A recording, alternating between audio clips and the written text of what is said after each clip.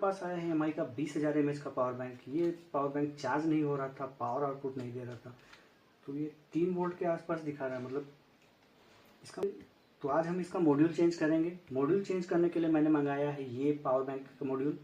इस मॉड्यूल में 2 आउटपुट मिल जाते हैं 5 वोल्ट 2 एम्पियर का, क्यूसी क्विक चार्ज सपोर्ट करता है। और इनपुट के लिए चार्ज करने के लिए टाइप सी पावर बैंक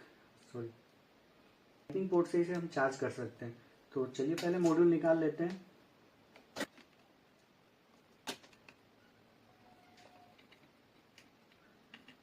ये मॉड्यूल हमने निकाल लिया है, अब हम लगाएंगे